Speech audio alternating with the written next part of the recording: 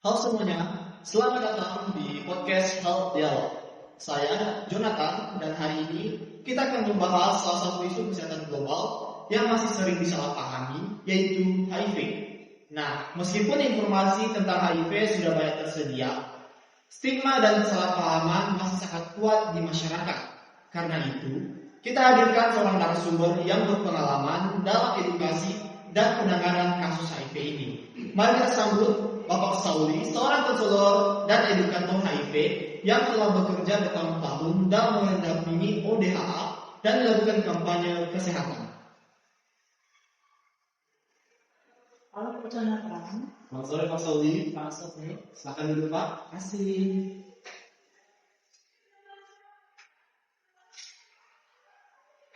Baik Pak, sebelum kita masuk pada topik pembahasan kita hari ini, apakah Bapak bisa memperkenalkan diri terlebih dahulu kepada penonton-penonton setiap podcast kita?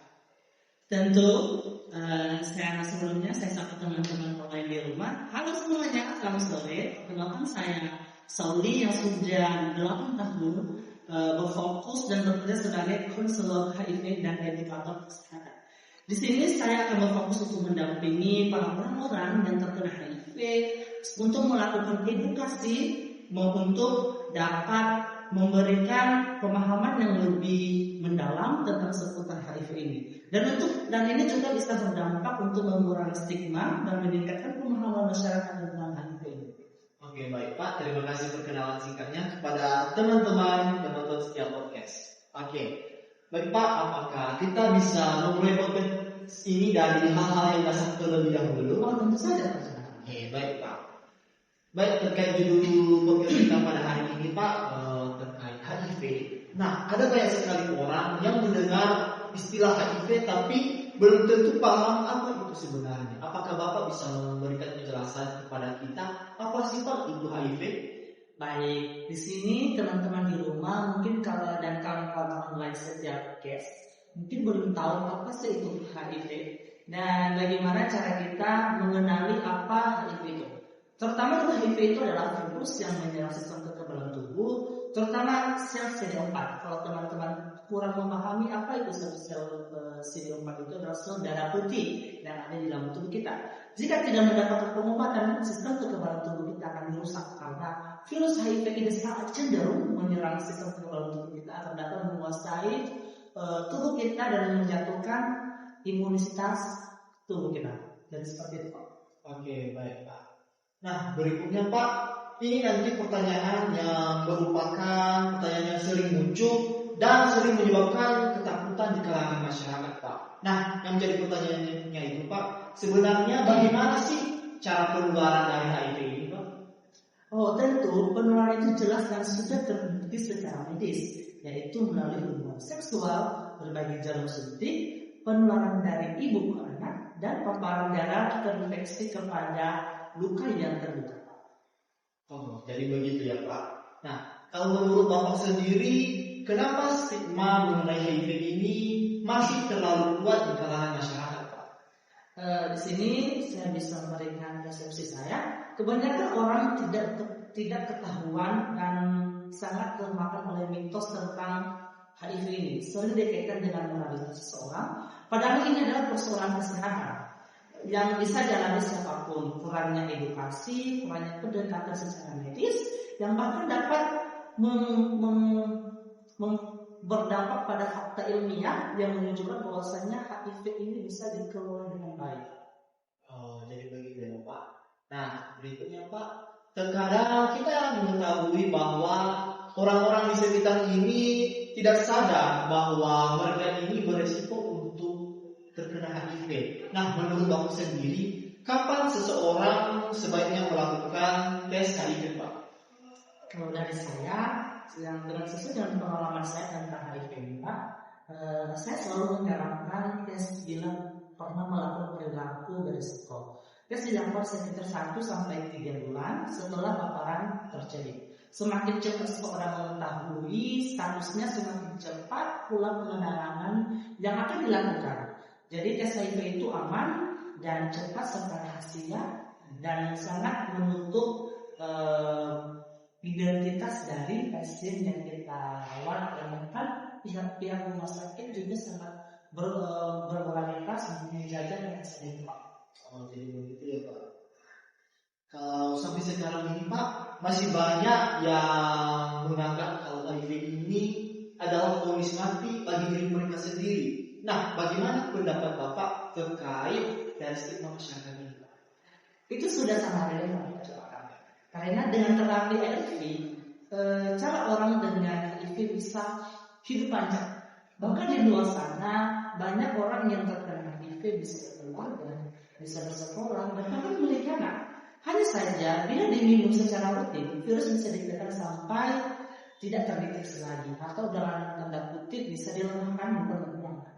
Dengan demikian, cara penularannya itu sangat minim. Jadi di sini untuk para HIV ini atau para pasien-pasien terkena HIV ini sangat dianjurkan untuk minum obat secara rutin dan tidak boleh lupa. Karena nanti di sini perlu pendekatan secara kekeluargaan. Oh, iya Pak. Jadi kalau menurut Bapak sendiri yang sudah memiliki pengalaman selama bertahun-tahun, apa sih kira-kira Pak tantangan terbesar yang biasanya dialami oleh penderita HIV ini?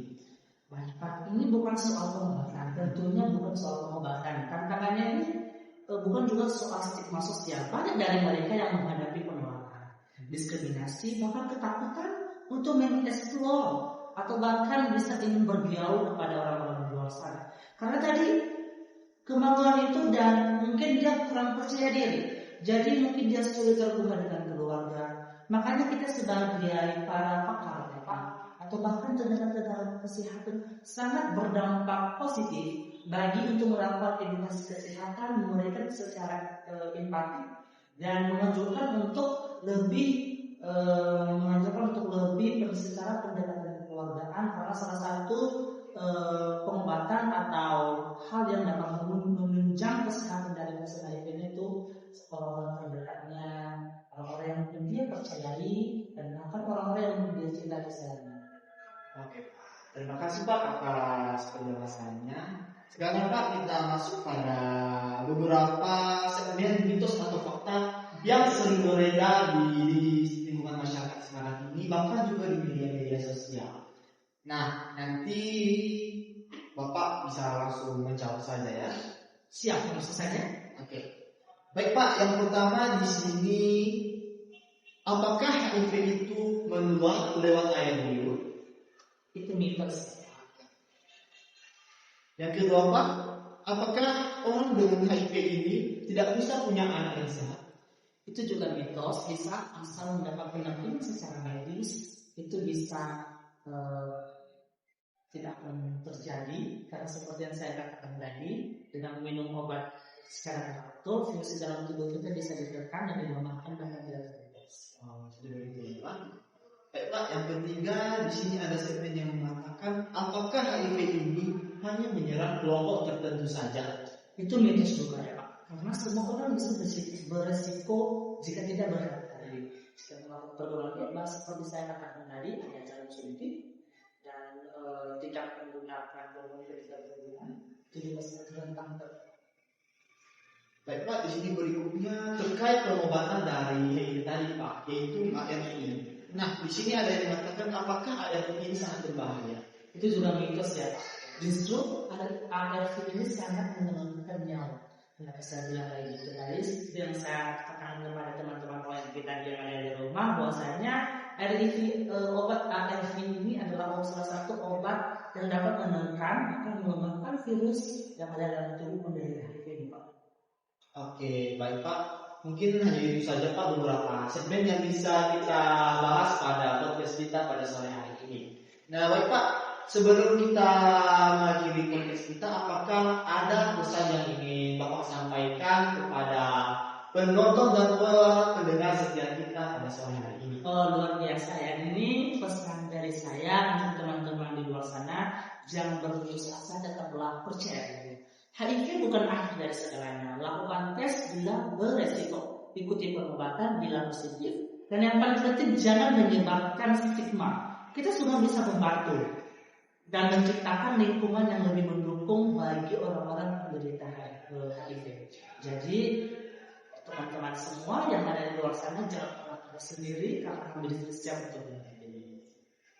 Baik Pak, terima kasih atas paparan yang sangat jelas dan menenangkan dari Bapak Saudi. Nah, diskusi ini dapat membuka mata kita bahwa HIV bukan sesuatu yang harus ditakuti, melainkan harus kita pahami secara lebih mendalam. Nah, terima kasih juga untuk para pendengar setia yang sudah mengikuti episode podcast kita pada sore hari ini. Saya, Jonathan Mendelma, dan narasumber kita pada sore hari ini, Saling Panzega. Nah, kami izin pamit. Sampai jumpa di episode kita berikutnya. Tetap sehat, tetap peduli, dan tetap bijak. Sampai jumpa. Bye-bye.